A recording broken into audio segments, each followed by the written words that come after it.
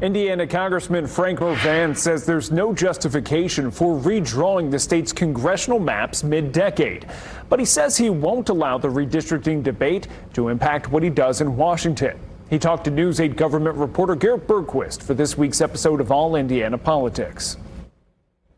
Frank Mrvan is one of two Democrats representing Indiana in the U.S. House. His Northwest Indiana district is already by far the most competitive in our state.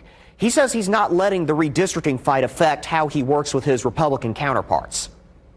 I haven't talked to them about that, but I've made sure I reached out, shook their hands, and continued business as usual. I think a great example of that is Congresswoman Houchin has a bill which is called the Field Act.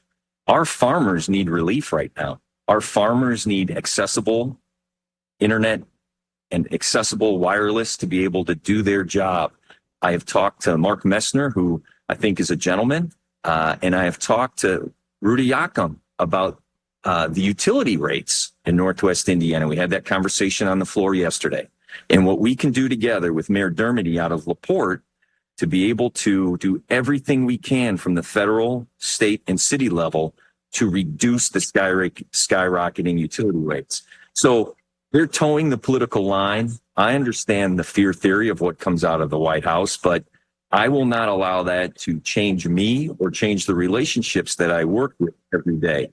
Republicans claim population shifts since 2020 justify redrawing the maps, and they also claim counting people who are in the country illegally skewed the maps. Now, I should point out the census does count people regardless of immigration status, but what few studies there are show that there's not a whole lot of impact from that. Do post-2020 population shifts justify redrawing the maps? We're mid-decade. I don't think, in my personal opinion, I don't think anything justifies them. I think that the state legislature was very proud of the maps that they drew.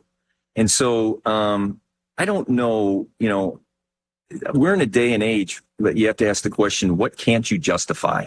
So 5 years ago, they were great maps. They received the letter grade A. I believe that moderate Republicans are very proud of those maps. And I think that the public overwhelmingly is saying this isn't something that we need to do.